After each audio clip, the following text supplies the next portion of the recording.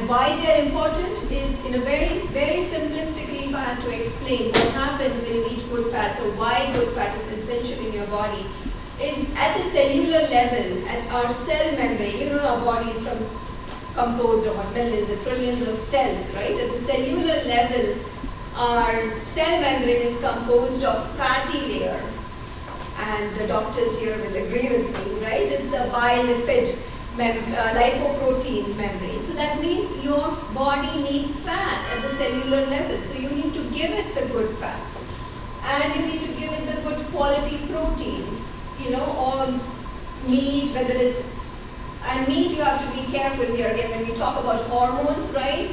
A lot of the commercially produced meat, unfortunately, the way the cattle is raised and the poultry, a lot of hormones in them. So we want to avoid those kinds. So whatever meat you're purchasing, make sure they're hormone free, okay?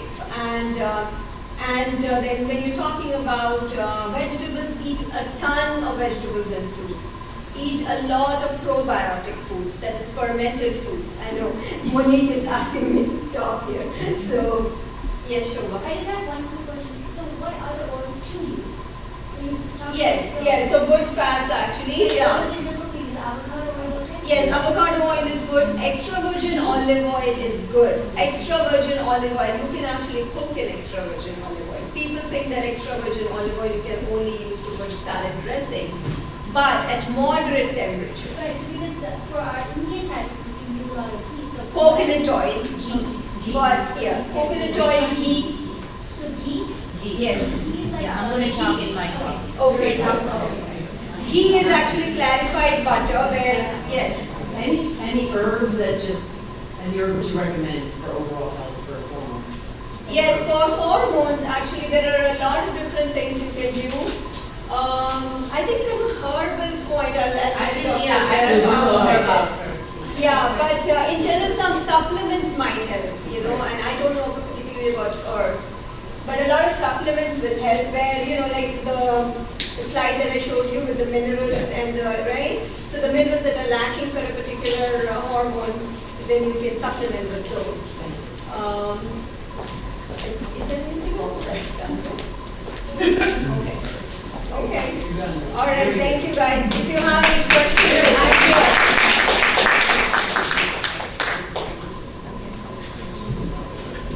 Thank you very much, Indira. It's a lot of information, and food is the medicine. That's what we learned today, right? And food is everything for our body and for our mind. So another thing is, if you want the slides of the PowerPoint presentation, please write your email and we'll send it to you. Thank you. Okay. Thank you. And our next speaker is Dr. Sharon.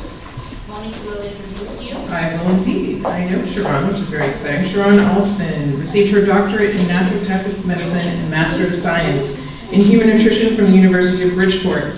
She strongly believes every individual deserves optimal health to the level his or her body permits, and that proper nutrition is a fundamental necessity for achieving and maintaining optimal health. She is dedicated to helping her patients achieve their health goals and involves them in treatment process as much as possible. Sharon? We're taking pictures, so we're going to take a quick little. They tell me to keep them on time when they take photos.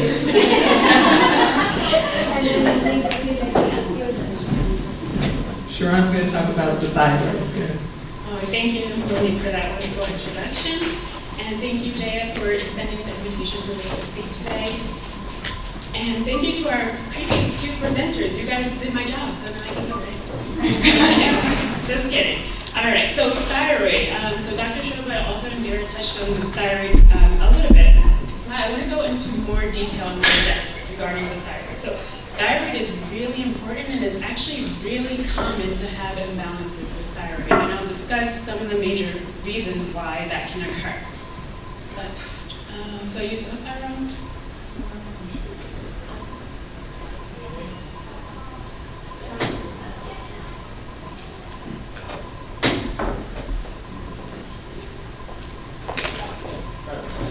So I just wanted to start out with some food for thought.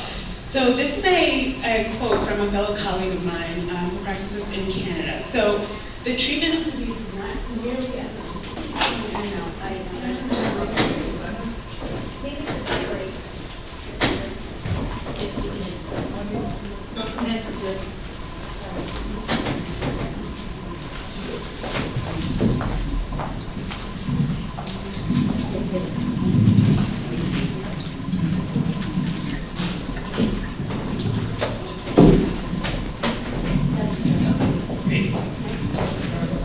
Is that good, guys? Yes. Okay, perfect. All right, so the treatment of disease is not nearly as important to long-term health and recovery as it is determining the true cause of the disease. So I want to start this brief presentation. How many of you guys are familiar with naturopathic medicine, know what it is, have heard of it? Okay, good, just about everyone, that's fantastic. Fantastic. So what I want to introduce to you guys is naturopathic medicine is a branch of medicine where we're kind of looking at the body in its totality. So we're not breaking down diseases by system, we're looking at where are the imbalances and how can we correct them on a holistic level. So one of the main differences between myself and say Dr. Shoba and some of her approaches or treatment advice might be this particular thing. So when you go to the doctor, sometimes you have a symptom, right? So say for example, you have a symptom of high blood pressure. You go in, the doctor takes the intake, and sometimes, they will tell you, okay, just get some rest, reduce your stress, get some exercise, you might be okay. Other times they put you on medication. So sometimes that medication works for one individual, but the same medication, the same person who comes in for the same condition is put on the same medication and it doesn't work for them. So why does that happen?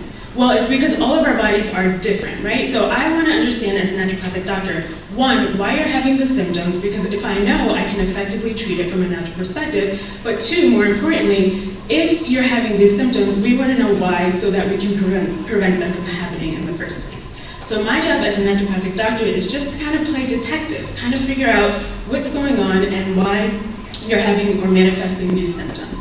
And today we'll talk more about the thyroid in particular. All right. So you have some introduction. I'll talk about in-depth about the thyroid in general. Dr. Shoba and Jaya talked a little bit about the HPA axis. I'll add a little bit more to that. Symptoms of hypo and hyperthyroidism, labs, natural therapies, and then your commitments that I want you guys to make for yourself. There we go. All right.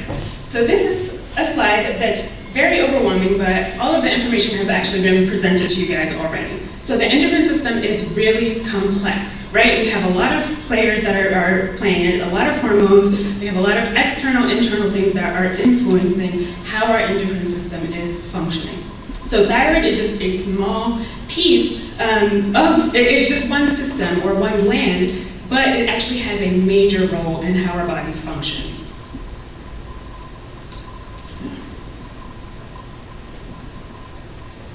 Okay, thyroid gland, master gland. It regulates every single cell in the body, the metabolism of every single cell in the body. So it has a lot of different functions, some of them to regulate the rate of our DNA transcription and expression. It helps to stimulate our heart muscle, our brain function, some of our nervous system function. It helps our bodies to utilize our macronutrients, or the foods that we're consuming, our carbohydrates, our proteins, our fat. Utilization is very controlled by our thyroid function.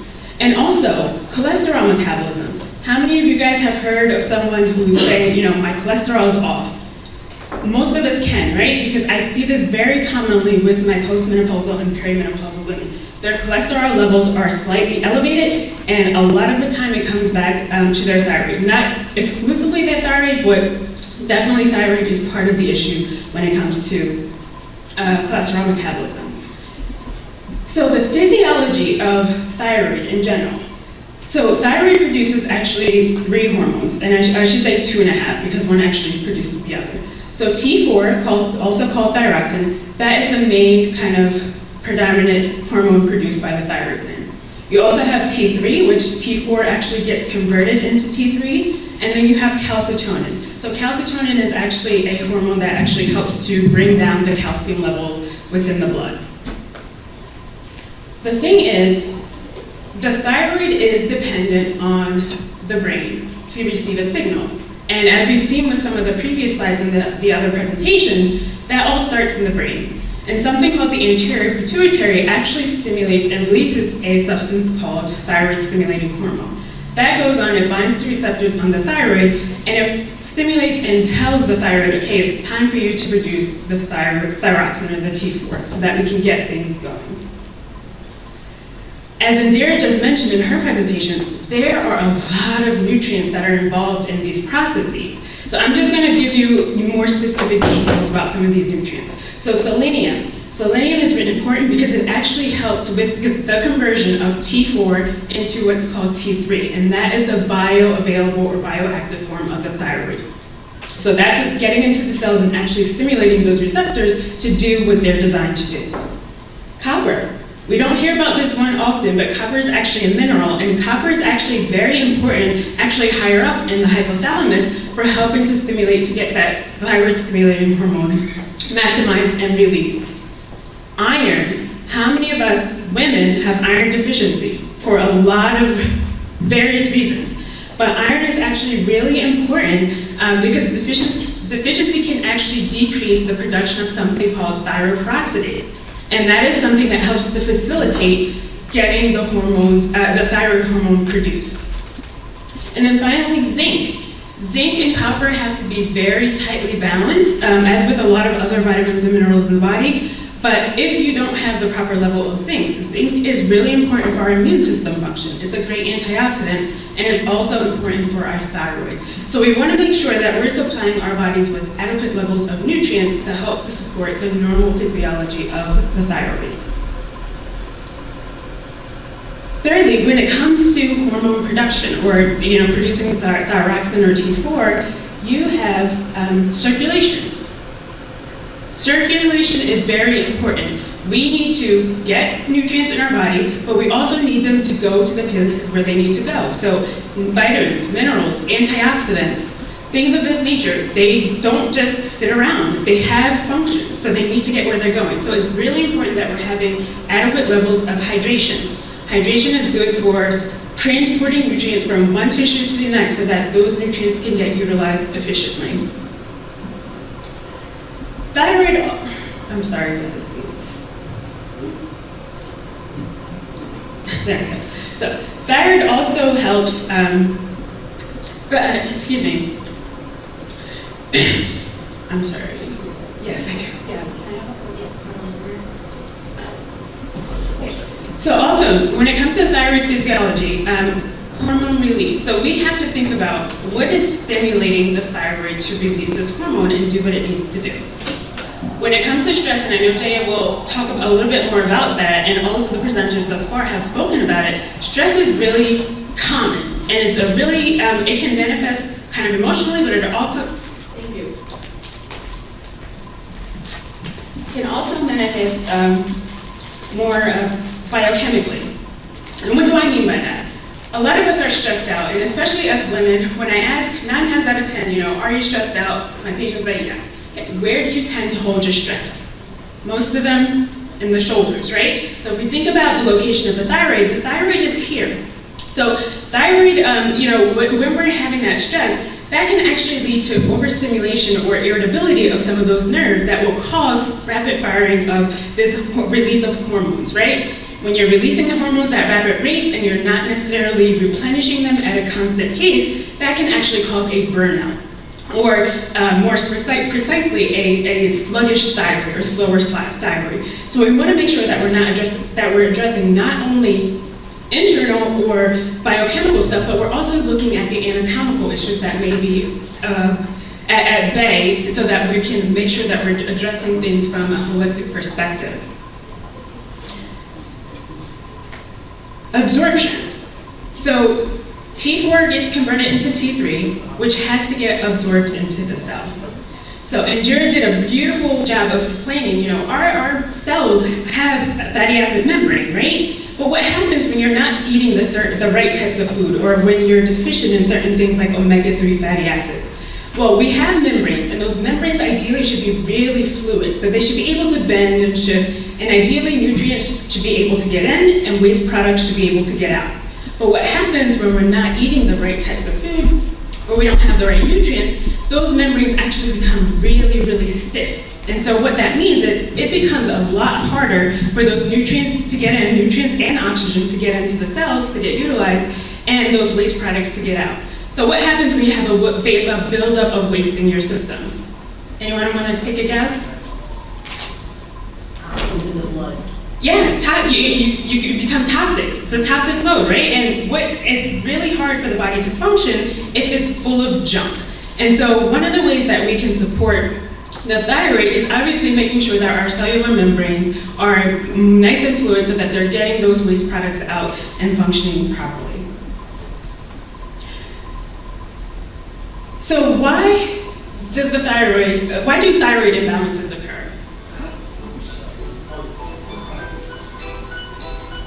Any thoughts? Poor diet, yep. Stress is a huge one, very huge one. Nutrient deficiencies, environmental toxicity. So we are in the day and age, we are inundated with a lot of crap, whether we want to be or not. We go outside, we're consumed with smoke. We drink certain types of water, we're consumed with chemicals and heavy metals. We need to make sure and know for certain that these things are not impacting negatively our thyroid health. And so here's just some of the symptoms, the frequencies, the symptoms of hypothyroidism. So a lot of these were touched upon, and there's many more. So a lot of the symptoms that I see with patients that come into my practice, they are very, very general symptoms. And so that's why it becomes a little bit harder to kind of pinpoint, okay, is this a thyroid issue or is there something else going on? And I will say, hypothyroidism is extremely common. And it's one of those things where mostly women are affected. But what I see more often than not is women, when they come to my office, okay, I've been diagnosed with hypothyroidism. When were you initially diagnosed? 20 years ago, 30 years ago. And okay, what type of treatments have you done? I've been on Synthroid. Okay, has it worked? I still have the same symptoms. Has your dosage changed? Yes, it's gone up over the years. So I think my longest case of Synthroid has been 32 years. A woman, 32 years on Synthroid, actually she was on the same exact dosage and symptoms never improved. So I had to ask the question, is this something, do you want to take the medication, first of all?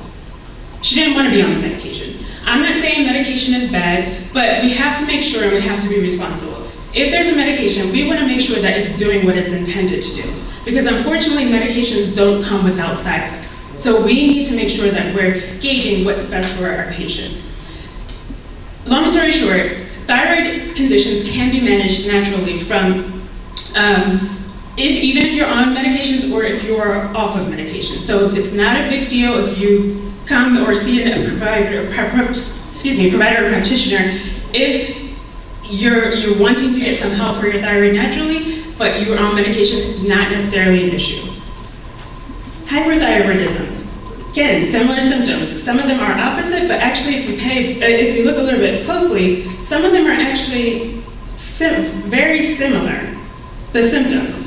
So when it comes to any type of disease or illness, you have to know what you're dealing with.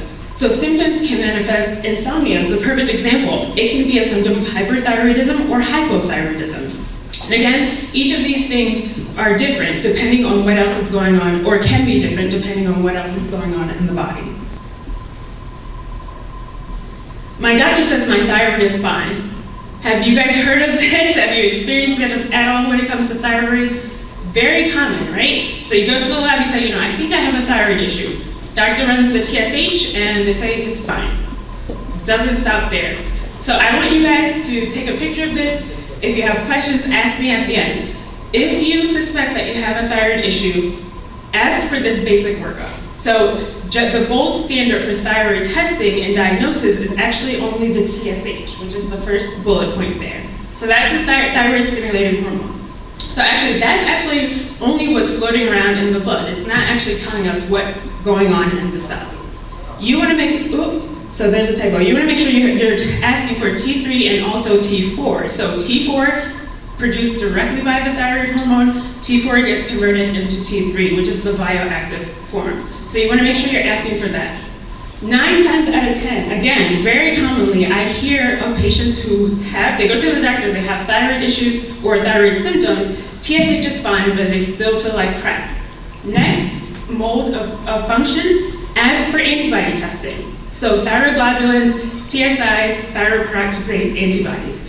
A lot of the common hypothyroid symptoms are due to what's called Hashimoto's, and that's actually an autoimmune thyroiditis. So you want to make sure, again, yes, it's thyroid, but it's a subset of thyroid, so we want to make sure we're addressing the right portion.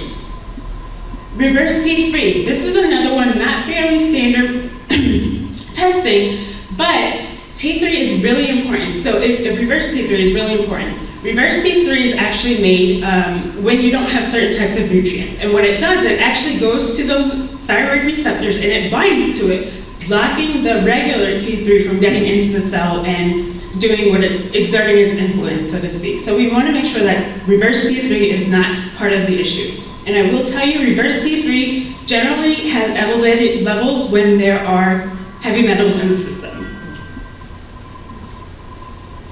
Diet. Diet, really important. Making sure you have a balanced macronutrient diet. Proteins, carbohydrates, and fats. Protein, protein, protein. I cannot stress proteins enough for thyroid hormone production. I've seen a lot of vegetarians, a lot of vegans come into my office, and their thyroid is a mess. What happens when one becomes vegetarian? Usually they decrease the protein, but they're increasing some of the carbohydrates, maybe some fats, and they're not balancing properly. So that can very quickly throw off the thyroid. Another thing, all of a sudden, if you stop getting your period, if you're a woman who's menstruating, can be a sign or an indication of thyroid dysfunction. So nutrient is very important. And I generally recommend for all of my patients a foundational support of a multivitamin. That's going to supply you with some of the vitamins and minerals that are needed to support the thyroid gland, the selenium, the copper, depending on which brand you want to use, iron, potassium, vitamin D, vitamin C, B vitamins, all very, very important for helping to establish normal thyroid function. Hydrotherapy. So not only drinking water, but also using water as a therapeutic modality. So you can actually regulate the way your thyroid functions by applying certain types of water in certain repetitions. So constitutional hydrotherapy is one of the things that I tend to recommend for my hypothyroid patients because it actually does help to stimulate and get the thyroid moving.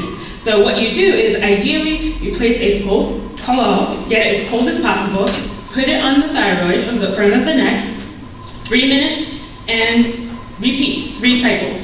That will actually help to stimulate the thyroid and get it functioning. Some people do a contrast of hot and cold. You can do that as well to kind of make the derivative effect more efficient. And again, that would be 3 minutes on hot and 30 seconds on cold and repeat for 3 cycles.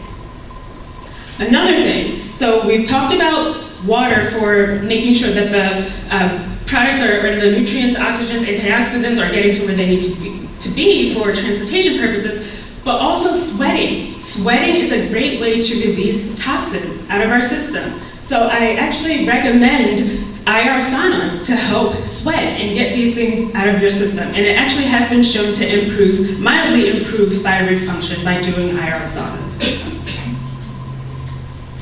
Some herbs, and I got slightly shut off, but passion flower, valerian, lemon balm are great for helping to restore that HPA axis. So they actually help to work on many different systems within the body, but it can indirectly help with thyroid. If we're looking more specifically for herb support for thyroid, we can consider things like ashwagandha. There is an herb called fucus. Even rosemary is very important for helping to stabilize some of those thyroid peroxidase antibodies that are in the system if one has autoimmune thyroiditis. Finally, heavy metals. Again, environmental toxicity. So aluminum,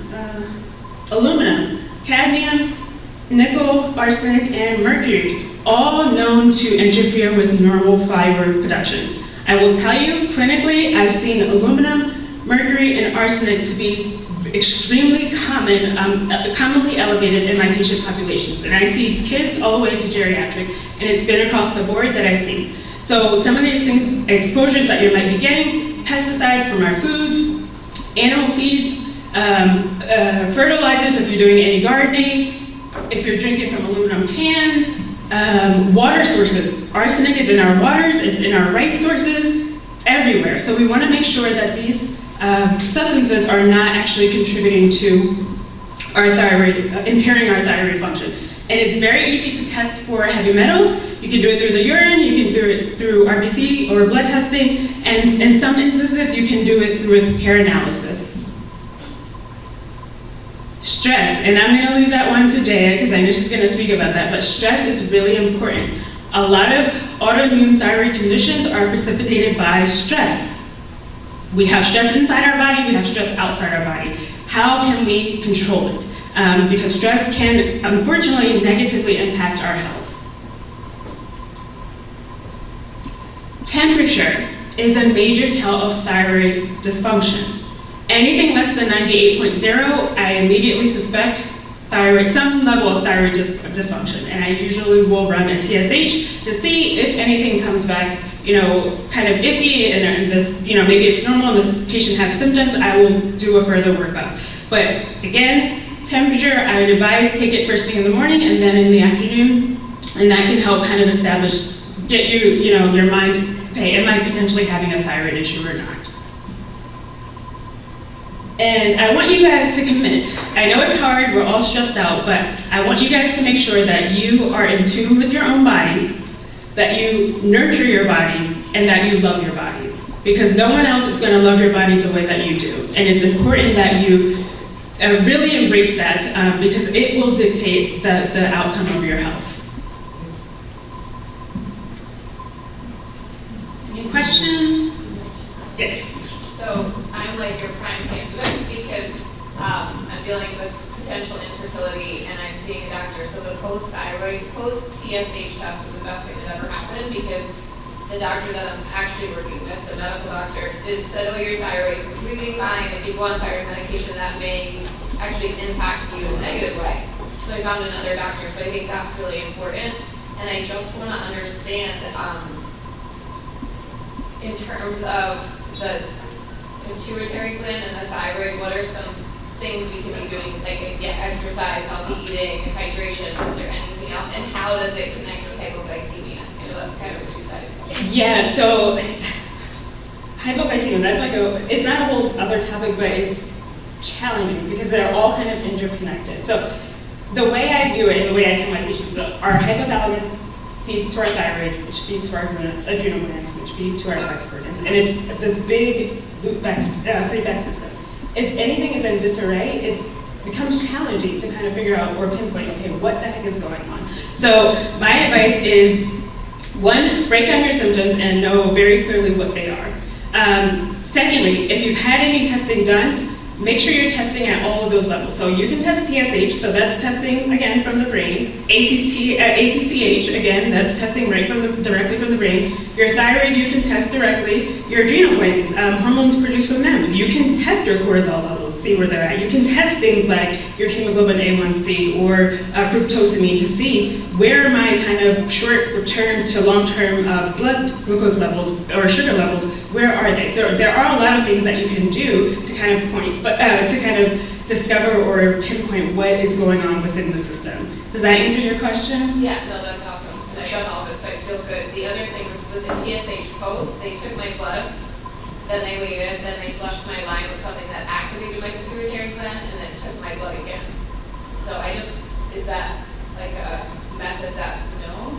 I'm not Dr. Shoba, are you familiar with that? I'm not familiar. It's called TSH post, and I just, No, I have not. yeah, and that's what I'm finding. Yeah. A lot of people know about it. It's a special, it's a special discussion. Okay. It's obvious, yeah. Okay. Yeah, and feel free guys to ask me any questions afterward, but I think for the sake of time, we need to keep moving. Thank you. So thank you so much, Sharon, for presenting. We actually got so much of knowledge of the natural medicine now. And this is my gift certificate to you for presenting today, and thank you for accepting my invitation to come here. Thank you.